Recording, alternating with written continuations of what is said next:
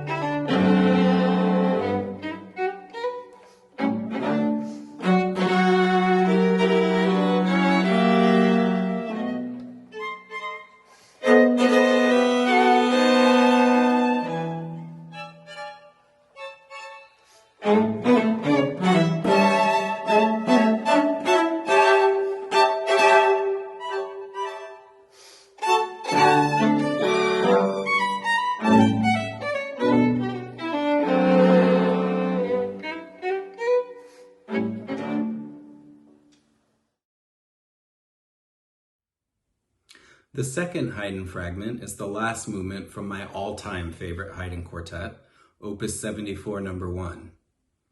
In this riveting finale, I very much get the feeling that Haydn is switching between radio stations with abrupt changes between very elegant and courtly style music to raucous foot-stomping folk tunes. Let's tune into these fun and expected Haydn fragments, shall we?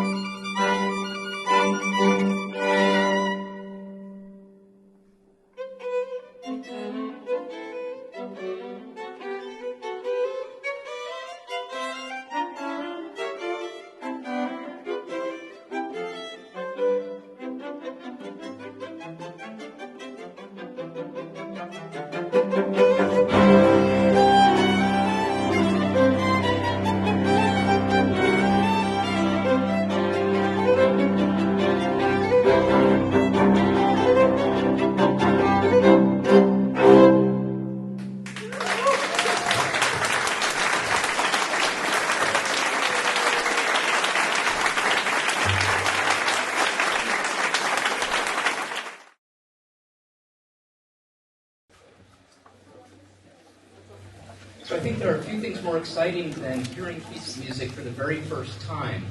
I don't want to pretend any expertise here. I met the composer for the first time, but 2 hours ago, and heard the piece for the first time at that same time. So I am exactly in your position. So first off, let's please give a big welcome and thanks to Stephen Fragments.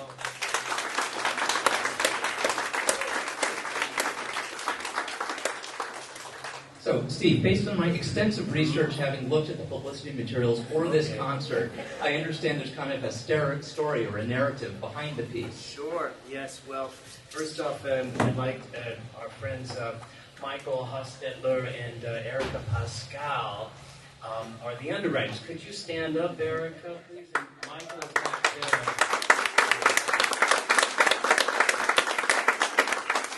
They're the ones that good friends of the Hausmann, and they came up with the idea of a new piece to commemorate or to celebrate their 30th anniversary. So I think that's really neat, actually. That's a good present to yourselves to do that.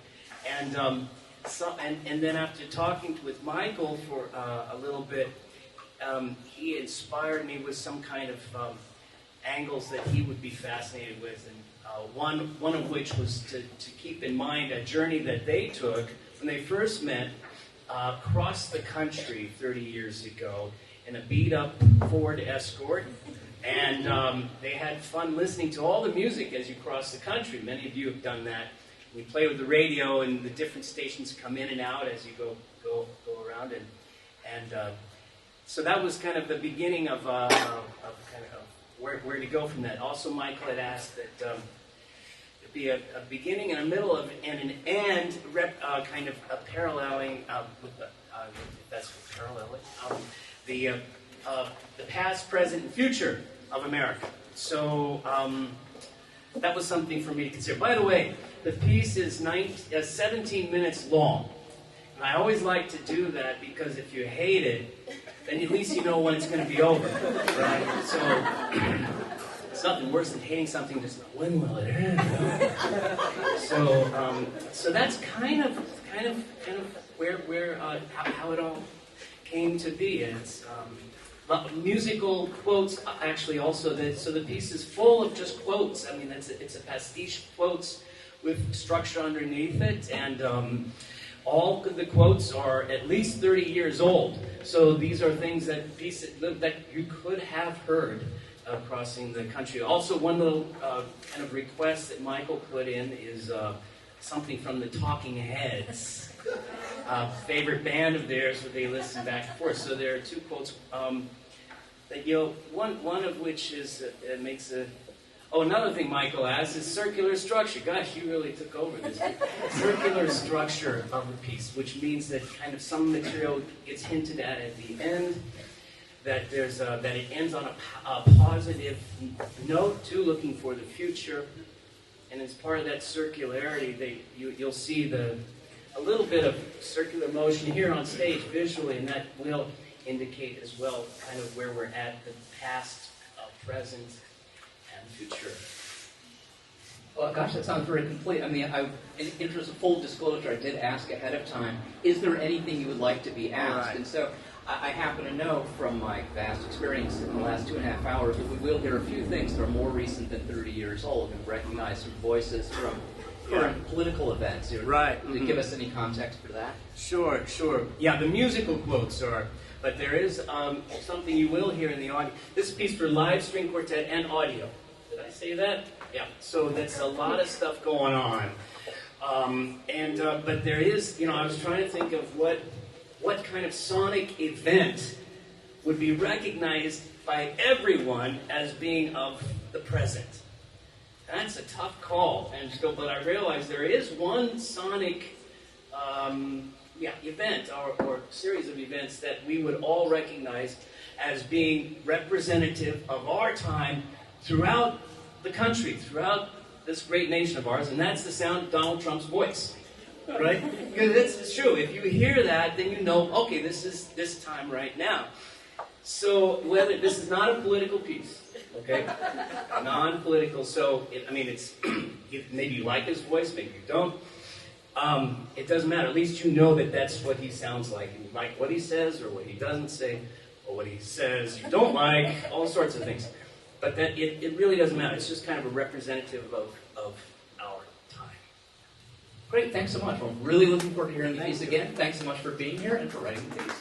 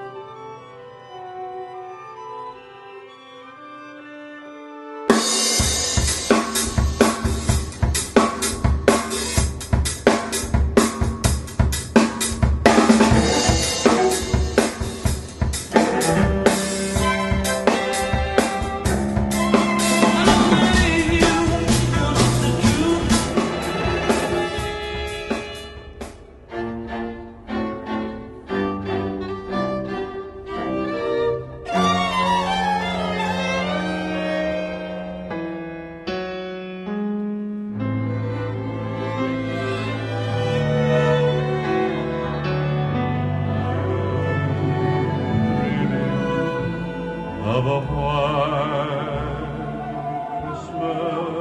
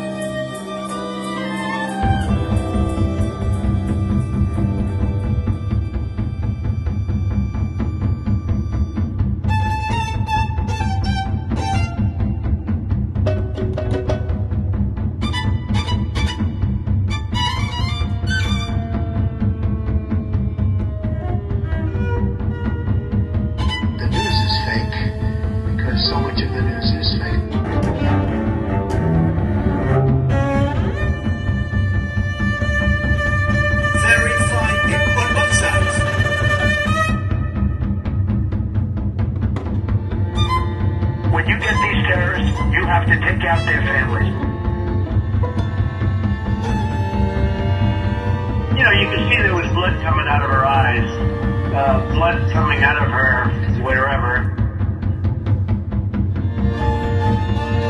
All of this with the global warming and that a lot of it's a hoax. It's a hoax. Liar. I call him the fake news. Liar. Donald J. Trump is calling for a total and complete shutdown of Muslims entering the United States. He's a war hero because he was captured. Liar. That bring back a hell of a lot worse than waterboarding. Part of the beauty of me is that I'm very rich. You're living in a world of the make-believe. When Mexico sends its people, they're bringing drugs, they're bringing crime, they're rapists. Grab this mad looker right in that fat, ugly face of hers. Putin said some very good things about me. Those judges of Mexican heritage. I'm building a wall. We're building a wall. It's an accident. I'm worth many billions of dollars. Lie. Russia is fake news. This is fake news put out by the media. I moved on her like a bitch. They all love me. Let's put it that way. They all love me. Lies like crazy. Knock down. I promise you, I will pay for the legal fees. I promise. Lies about everything. Fake news. Lie. Liar. Liar. Fake. Quiet. Quiet. Quiet. Lies like crazy. Enemy of the faith. Living in a world of the make-believe. Quiet. Lies like crazy. Enemy of lies. Living in a world about everything.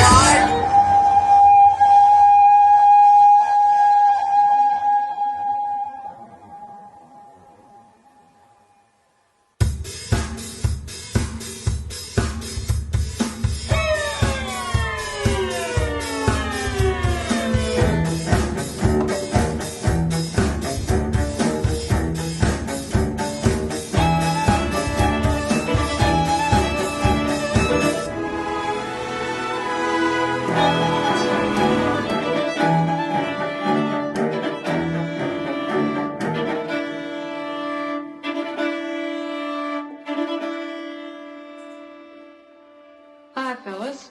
Baby, won't you please come home?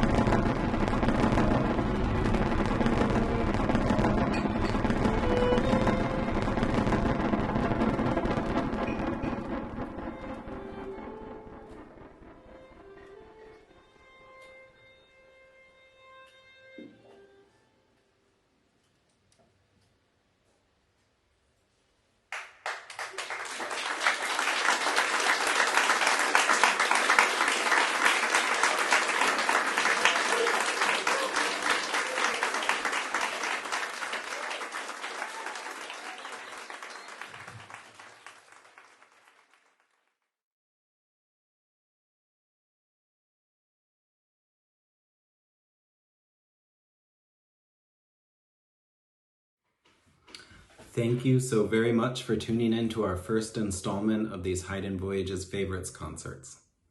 Tune in next Sunday, May 31st at 4 p.m. for another Haydn Voyages Favorites concert. And in the meantime, stay happy, stay healthy, and keep listening to great music.